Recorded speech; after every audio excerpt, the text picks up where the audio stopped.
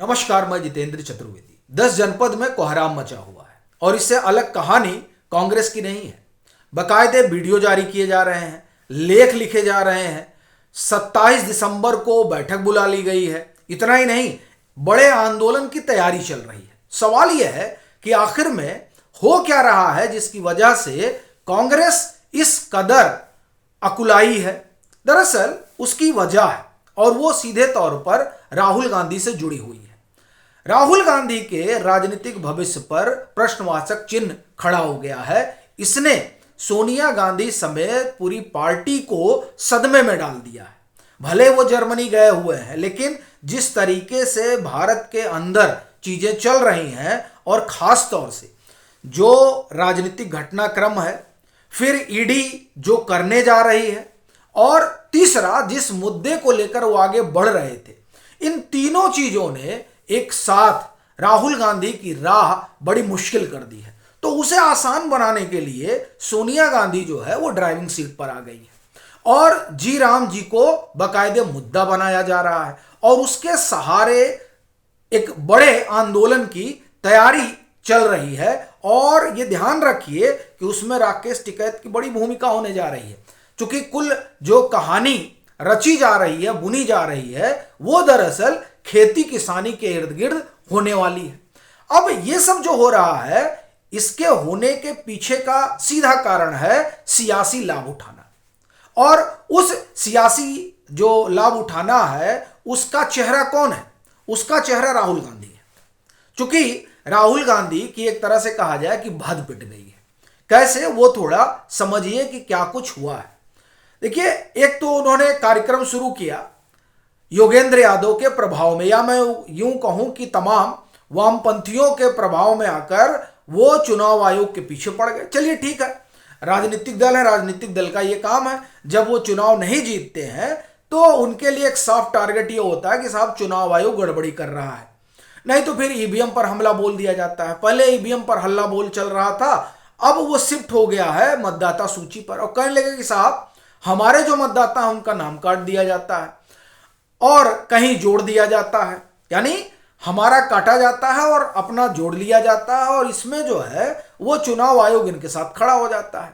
ये राहुल गांधी ने विमर्श खड़ा किया योगेंद्र यादव सरीखे लोगों के साथ खड़े होकर। अब हुआ क्या कि इसका जब लिटमस टेस्ट हुआ तो राहुल गांधी फेल हो गए। क्यों?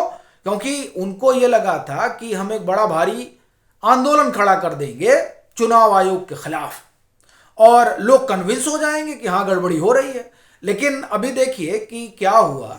बिहार का नतीजा सबने देखा ही।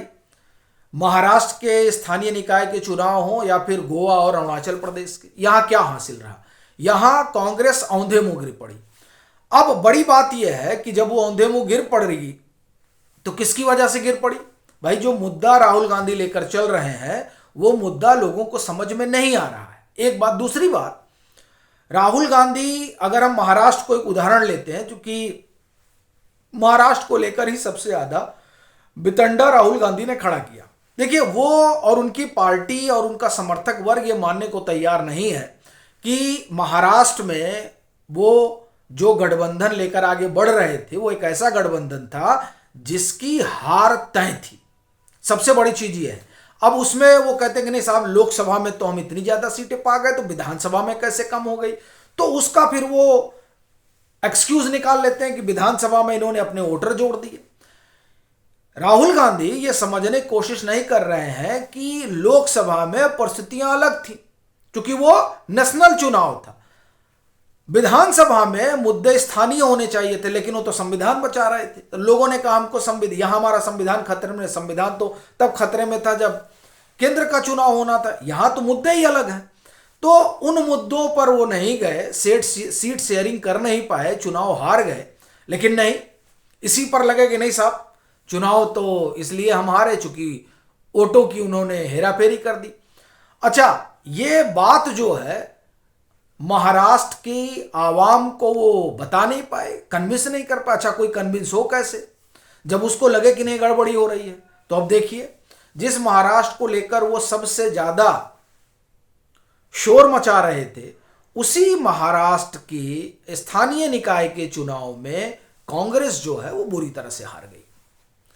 यानी जनता जो है वो खारिज कर रही है राहुल गांधी को। सीधे सीधे स्थानीय निकाय का चुनाव हो, बिहार का चुनाव हो, हर जगह राहुल गांधी का और उनकी जो टोली है उसका खड़ा हुआ सारा सिगुफा जो है वो धरा का धरा रह गया। तो अब कांग्रेस क्या करे? अब कुछ तो करना पड़ेगा ना साहब, जो साख है वही संकट में है। तो उसको बचाने के लिए जी राम जी मिल गया कि चलो साहब इसी पे कुछ कुछ किया जाए और इसके बहाने ही राहुल गांधी को घेरा जाए, नरेंद्र मोदी सरकार को घेरा जाए और राहुल गांधी के लिए राह आसान की जाए। क्योंकि देखिए ये 60% 65% जो आबादी है भारत की, या आप कहें 70% तक, वो गांव में रहती है और वो सीधे तरह से ग्रामीण परिवेश से जुड़ी हुई है। तो इनको लगा कि नहीं साहब यहां से कुछ कुछ शुरू किया जाए, तो इसलिए इस मामले को तूल दिया जा रहा है। और उस तूल देने का सीधा सा एक ही वजह है कि राहुल गांधी की जो साख चली गई है उसको किसी तरह से रिवाइव करें। पहला कारण यह है।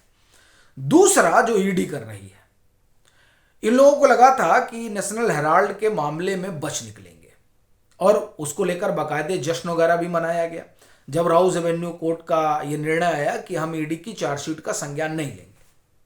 और इनको लगा कि मामला रफा दफा हो गया। लेकिन साहब ईडी ने तो बड़ी मेहनत की थी, तो ईडी को लगा कि नहीं, ये तो नहीं होने दे सकते। अब वो पहुंच गई Delhi high court. Delhi high court में तुषार मेहता जो ईडी को रिप्रेजेंट कर रहे हैं, उनका जो आर्ग्यूमेंट है वो आर्ग्यूमेंट साफ बता रहा है कि राहुल गांधी की समस्या बिकट होने जा रही। सोनिया गांधी की भी होगी, लेकिन असली जो मामला है वो राहुल गांधी का है। क्योंकि कांग्रेस जो भावी नेता, आप एक तरह से कहें, मैं कहूं भावी प्रधानमंत्री जिनमें देख रही है, वो तो राहुल गांधी ही है। अब यहां हो क्या गया कि तुषार मेहता ने कहा कि जिस मामले का संज्ञान हाई कोर्ट, सुप्रीम कोर्ट सब ले चुका है और इस बाबत अपील हुई थी कि इस नेशनल हेराल्ड के केस में कुछ नहीं रखा है, इसको संज्ञान लेने कोई मतलब नहीं है, तो इन तमाम दलीलों के बाद भी कोर्ट ने इसका संज्ञान लिया, इस मामले का, यानी नेशनल हेराल्ड के मामले का, और यह माना कि नहीं इसमें प्रमा फसाई गड़बड़ी है, जांच होनी चाहिए।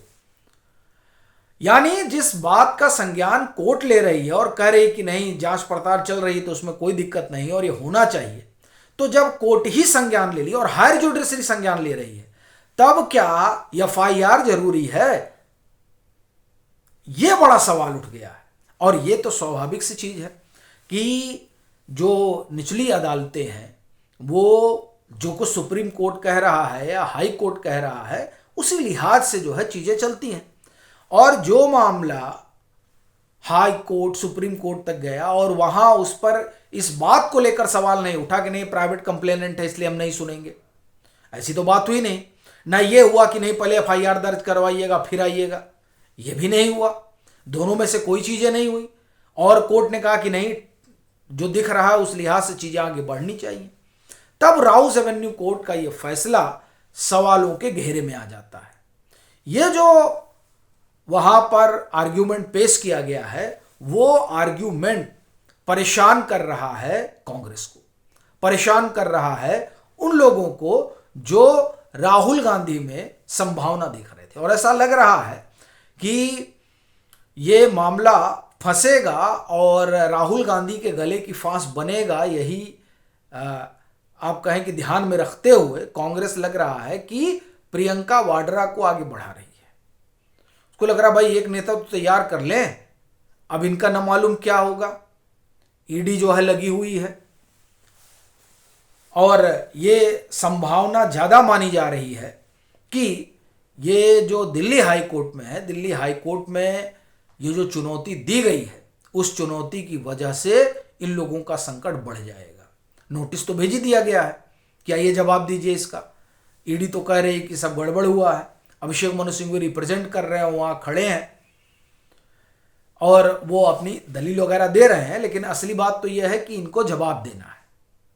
तो इसलिए यह माना जा रहा है कि ये जो तमाम सारी चीजें चल रही हैं उसके कारण राहुल गांधी के लिए मामला गंभीर हो गया है, इसीलिए 10 जनपद से लेकर कांग्रेस तक हलचल बढ़ी हुई है।